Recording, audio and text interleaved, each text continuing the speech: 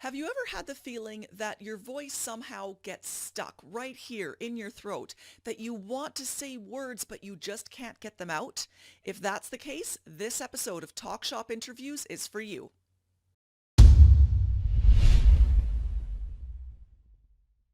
Many of us have at different times had that feeling that we just can't give the proper voice to what it is we want to say. Sometimes those blocks are physical, sometimes those blocks are mental, but either way, it can really hinder us bringing our voice to the world in the way we need to. In this episode of Talk Shop Interviews, we are going to meet professional soprano and voice coach Rush Dorsett, who's going to help us push past some of those vocal blocks. Rush Dorsett, who you can actually hear singing in the background right now, is a voice coach and performing artist who supports ambitious and creative women in embodying their powerful, confident, and authentic voice. She holds a dual degree in vocal performance and psychology and a master's degree in vocal performance and pedagogy. Rush guides women to free themselves from blocks so they can access the fullest expression of themselves. Regardless your gender, Rush's unique integrative approach can help you improve your presentation and speaking skills, allowing you to hit new levels of success in your career, your health, and your vitality.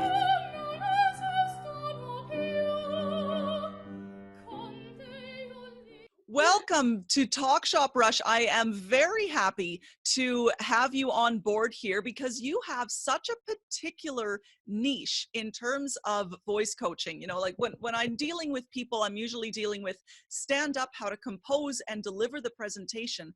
But you actually work in depth with the mechanics of the voice and how it connects to our brain through this cool combination of education and experience in singing and psychology. Could you tell me a little bit more about what entails this super unique approach that you have?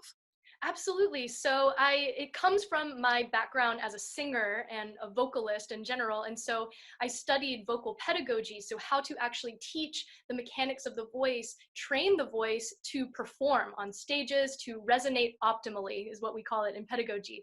So that's my background. And then I also have a background in yoga, and I use now a modality called yoga voice, which I've been training in with the founder of that modality. And so these two things together, it became very clear to me that each person has an instrument, and literally every person has a voice that you can train in order to be the tool that you would like to use for your self-expression, your communication, and that can transfer from the stage into the office, into team meetings. It has a lot of versatile applications. That is so neat because it's our voices are something that we take for granted. You know, it's a thing that we know kind of lives around here, but when we start realizing all of the different connections through our body, through our brain that fuels it and makes it work, it's like you said, it's an instrument and it's a really complicated one that takes a lot of care. What do we do to our voices that might not be quite on the healthy range of the spectrum? That's a good question. There are many things that we do that aren't so healthy, and a lot of them are actually culturally conditioned. So, for example, like manners of speech, such as vocal fry, that's Mm. something that you might hear a lot, and it's like ending your sentences like this, and it's not supportive for the voice, especially in sustaining being able to speak and express for a long period of time. Hmm. Another example is simply just not breathing fully. So sometimes when we get a little nervous, or we're about to, like, we're really in our heads about something and overthinking, the breathing tends to get shallow. And what happens is that our vocal cords don't come into full closure. The vocal cords love to come into full closure because that allows the full resonance to come through. And that's called healthy phonation. So we want to be speaking optimally using our full voice. And that's actually the healthiest way to go about it. So it's not necessarily that the instrument is broken, it's that we don't know how to use it.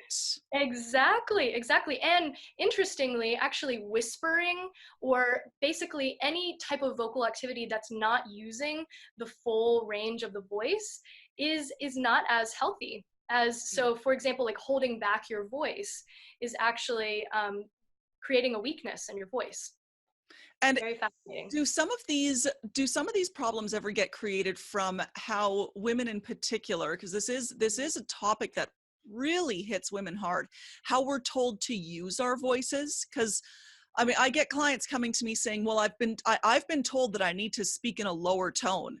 And I'm thinking, you're just gonna burn that poor thing out, trying to force it somewhere that isn't natural, and it messes with your head too. Yeah, that's a really, really good point. And you're exactly right. There's been a lot of research about that because psychologically, lower voices have traditionally been considered more authoritative, more Mhm. confident. And especially now that women are working in the world and becoming leaders on a wide scale, now there's space for a range of voice types. And so, yeah, like making your voice go into a lower range is detrimental to your vocal health.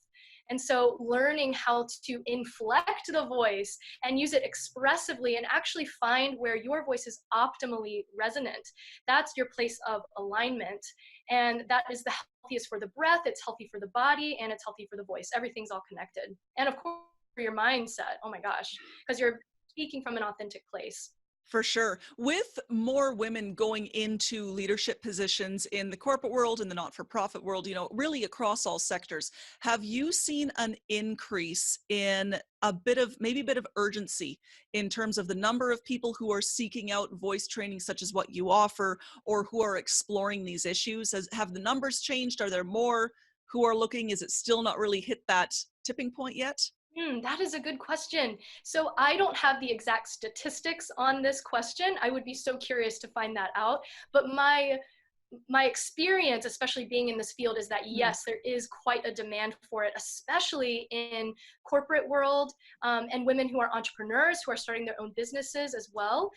It's very, very important for them to be able to really stand in their power, stand in their confidence, express and share a message, and become leaders that create impact and legacy in the world. And so, in order to do that, to do this work of really embodying your full voice and your message is highly, highly important. And another thing about this work is that it's a way to basically connect with people, because your voice is your instrument for expressing yourself and the way that you can actually connect and land with people. So it's, yes, it's very, very important. How would you define someone's authentic voice? 'Cause, we think, well, there's different ways that I could sound or that I should sound, but again, that mind game of feeling like like you do sound like your true self, that it is authentic, but that it's also using the instrument properly. How would you define authenticity? Oh, I love that question.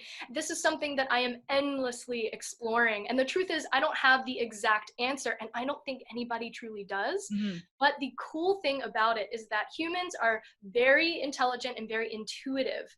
And so the thing is, if you think about it, if you've ever seen a performance or a public speech, right? And you might notice times where you don't really feel as connected to the message, or maybe it falls a little flat and you're not sure why it's not connecting or resonating, or other times where you feel so enthralled by the message and you're just totally zoned into it and it's absolutely captivating. The difference there is actually on a deep energetic level. It's actually that experience of witnessing somebody authentically connected to their voice, connected to their message, and in the present moment. So for me, and what I've seen in the work that I do, what I see in my clients, is that when there's this moment of they've connected to their authentic voice, it's when they are in a flow state. It's when they Mhm. are absolutely present in the moment and grounded and aligned in their physical body, because there's an optimal alignment, and that allows the voice to project very naturally. And for me as a listener, it's a visceral experience. It's like this switch that goes off and you're able to see, oh my gosh, they got it. And they experience it too. You can feel when it clicks for that person as well. So in all honesty, to answer your question, it's a mysterious phenomenon, and yet it is reliably repeated over and over and over again in performance practices.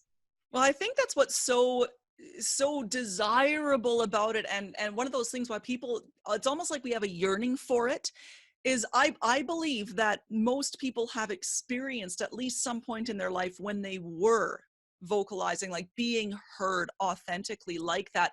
But pinning down what that is is Yes. so tricky to define. So I really like how you described it. Um, in terms of getting people there, you've mentioned on your website and in some of your work somatic and embodiment principles for Mhm. accessing your authentic voice. Can you tell us more about what those are?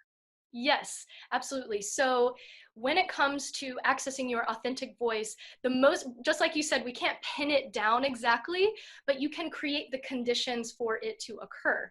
Just like a flow state, in psychology, they talk about you can't really exactly pinpoint how to get there, but you can create the conditions for flow state, meaning that you're meeting the challenge and, and time stops and all of a sudden you're in flow state. So similarly, with the voice and accessing that authentic voice, those conditions occur within the body mind system. So we use somatic principles such as yoga, and also it's a long lineage called systematic vocal technique, and it comes from what's called the bel canto technique, which is hundreds and hundreds of years old. It's how people used to train the great operatic singers back in Italy. It comes from that lineage. And so what I do and what I've learned from my mentor who founded Yoga Voice is to combine these two modalities. So learning the mechanics of the voice, the optimal alignment of the body for singing, for breathing and speaking, and combined with yoga. So it's actually accessing the chakra system, opening up and letting that energy move so that you are deeply grounded, connected to your power, to your creativity, you're open in your channel. And Mhm. so at that point, that's when the authentic voice can come through. So it really is a combination of these, ancient yogic practices and principles, and then modern science coming together. That is incredible. It's quite fascinating. What sort of situations have you found where people's voice becomes blocked? Like what mental conditions or beliefs can lead to the physical blockage? And what sort of symptoms might people experience when they're blocked this way? Yes, you really, really are asking such an important question, because the mind is so connected to the body, and so what's happening in the mind, the beliefs that we hold about ourselves, about our voice, about our bodies, about our message, all of it manifests physically in the body and through the voice.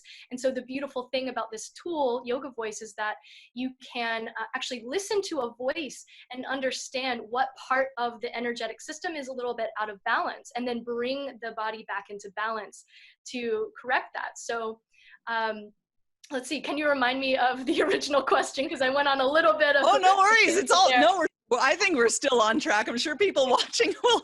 I think we can all see Oh, where I you're think I going. remember now. Oh How the no, body that's fine. affects the It's voice, basically right? like what's going on in our heads Yes. when our voices become blocked, and what do we experience physically with those blocks? Because what Oh, I've found, yeah, and what I've found with people is that when there is something in their head, when it's a headspace thing, right. very often they perceive the physical block, but they don't necessarily connect it back up here.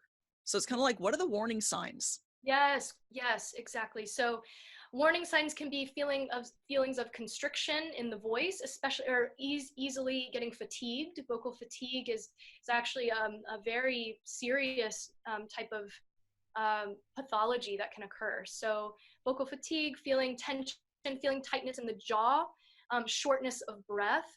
It can also look like anxiety coming up, especially here. A lot of people feel it here, and that everything starts to lock up or close off. Some people might experience their voice becoming a little froggy, or like as if there's like a lump in their throat. There are so many different ways that it can manifest. Hmm.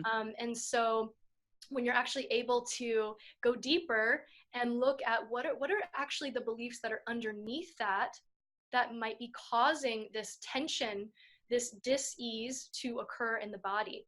And so it's amazing how you can actually reverse engineer the process of first looking at the beliefs and moving through some postures, some vocal exercises to help release that. And then likewise, you can also start with those movements, the vocal gestures, and then go back into, you might recognize, oh, a belief is coming up right now, or a thought is coming up, or an old feeling is coming to the surface. And so that gives us the opportunity to actually work with that. And so that you can, move through it and come back into your aligned space. Hmm. Yeah. That's a great description of what people experience for sure. Now, many of my viewers are really keen on applying this in professional settings. I mean, I know that lots of you out there are the button down, white collar office worker types. So how can we take these sorts of principles and apply them in a very buttoned down professional setting? Because it would be difficult for someone, I would think, to like, okay, my presentation is coming up. I'm going to leave the conference room now, go hide out in the bathroom in the stairwell and do some flow exercises. So what can we take here and kind of apply almost at our desk? Now, and you're Yes. talking to Yeah. someone who will do push-ups in the bathroom in the stairwell to get like my head and my body into mode for a presentation. So how can we take this and apply it like at our desks, maybe when other people are around or in earshot? Right, right. So I completely relate. I'm definitely that person who's going to go, into my car and start some vocal exercises or, something. I'll do it. But yes, I agree that it is important to be able to have some tools in your back pocket that you can just use right away to be able to come into a calm state and really get into your powerful voice, especially if you have a presentation coming up, if you have a sales call coming up. It can be very, very important. So what I recommend, first, I hope that you have some kind of yoga or movement practice outside of work, because that's really going to give you a strong foundation for this tool. But the thing to do is so, so simple. And I love it for that reason, because anyone can do it. It really starts with coming into a meditative seated position. It can take literally 1 minute of your life to do this. And close your eyes, take a nice deep breath, filling the whole rib cage, feeling it expand out. And so you're starting to drop the breath down into the body. So you're getting out of shortness of breath down into the body. And here's one tiny little hack that you can do, is actually lift the soles of the feet. You can even do this with shoes on. Just activate the arches of the feet and try that out. Everybody listening, try it out right now and see what happens. I'm So doing it right now under the desk. right? Yeah, so you might notice that your toes lift. So now see if you can keep the arches of the feet lifted and then just lower the toes and notice what happens in your legs and your pelvis. If you Oh, it all feel engages right in there, doesn't it? it engages. So yeah, Place. exactly. So it's the quickest way. I do this all the time. It's the quickest way to just get grounded and get centered. So Mm-hmm. just activate the soles of the feet and breathe nice and deep. And then if you want to, if you have like a little bit of quiet space or people won't think you're super weird, you can just do a little bit of a hum. So just starting kind of high to low. It can be very gentle, just going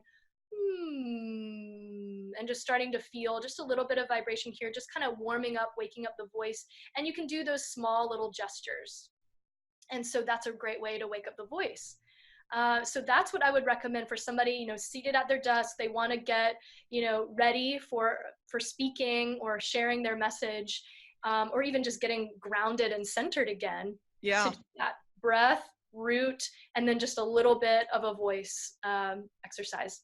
Those first two in particular, I could see being really useful for people who are in contentious meetings where there might be a lot of arguing or a lot of disagreement, and they need to check out, maybe you're getting a bit hot under the collar yourself, either wanting to hold back or beginning to get angry. That grounding, the full breath down below, so that you're bringing the breath low in the body. And I love that raising up of the arches to ground the rest of yourself. I could see that helping someone actually speak up with more confidence, but with also better vocal quality Yes, during those contentious meetings. And it matters what you sound like in meetings like that, because people are listening for stress.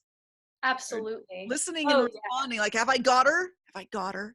absolutely. No, So my when you're arches are raised. Yes, yes, my arches are raised. I am centered, and it's about taking a stand. You know, Yeah. taking a stand for what you believe and what you know to be true, and that this can apply in any setting. So speaking with that authority, being strong and grounded, and of course being able to.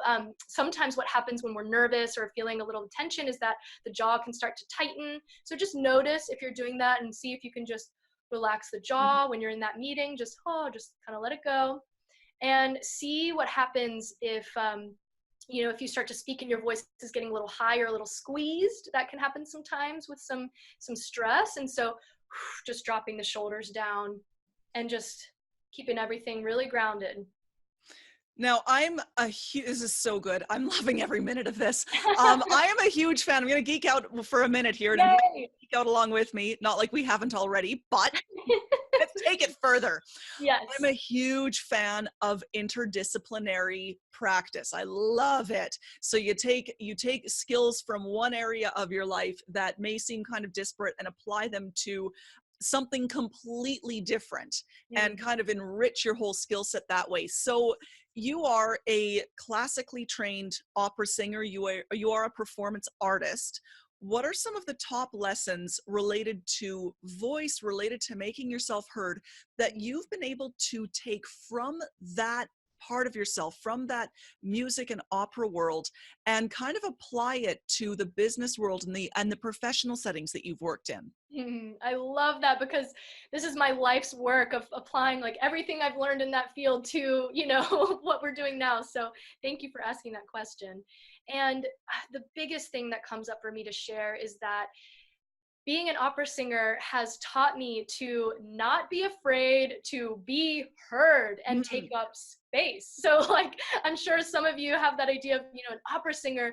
There's nothing subtle about it. You are singing with the fullest capacity of your resonance.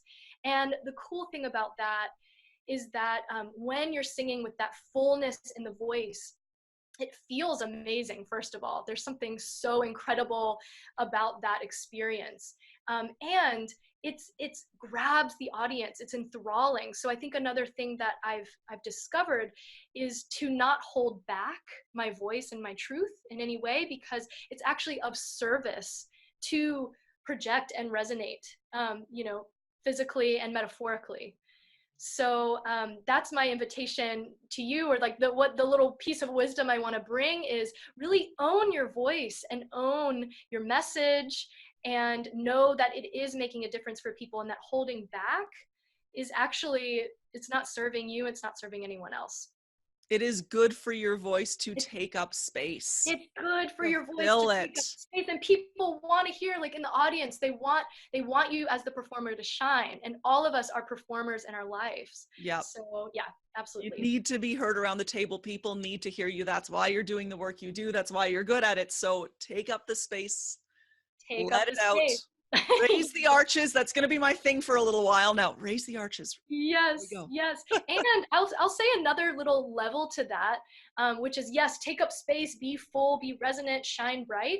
And at the same time, the other piece of that is listen. Because as an opera singer, there are so many things happening on stage. I am responding in time to the other characters. I'm also singing with a full orchestra and responding to the conductor. So it is a team effort. It's very, very much listening and responding and working together. So we're not taking up space just to, be bigger than everybody else. We're actually fully shining along with everybody else fully shining, and letting their gifts come to the surface too. So that's the beautiful thing about it. Oh, that's incredible, and that's a magnificent thought to kind of close all this up on. So, on one final note, Rush, you're generous with your time. You're clearly passionate about helping people this way. You've done some amazing online summits. That was initially how we first connected. Where can our viewers and our listeners find you online and tap into this wisdom that you have? Thank you. So you can find me on Facebook. I have a Facebook group called Embodied Voice. So you can look up my Facebook group, and there I often post videos and tips for accessing your authentic voice there. So you can follow me there. I have an Instagram account. It's just my name, Rush Dorsett. And also, if you feel called to talk about your voice or learn a little bit more about how you can access your authentic voice, I do also offer voice lessons, and I would love to offer you a free session where you can talk with me. So that link is here as well. Wonderful. That's so generous of you, Rush. Now, all of Rush's links, including the link to book in a voice consultation with her session, voice consultation session with her, there we go, will be in the description down below. So be sure to check it out. Rush, thank you so much for making the time and the space today to talk to our listeners about this. It's a critical topic. And you are, again, your approach is very unique in terms of how you work both the body and the brain aspect of using our instruments, taking up the space, letting ourselves be heard. Thank you again and again for coming down. And to everyone who has been listening to this episode, thank you for being here with us, for sharing this space with us. And if you want to make sure that you tap into the other great interviews that I have with experts like Rush, passionate experts who want you to be heard more in your life and in your work, then head on over to laurensergi.com, sign up for the newsletter, and then you will be sure to never miss another episode. That is it for today's edition of Talk Shop. Thank you so much for being part of it, and I'll see you soon. Bye-bye.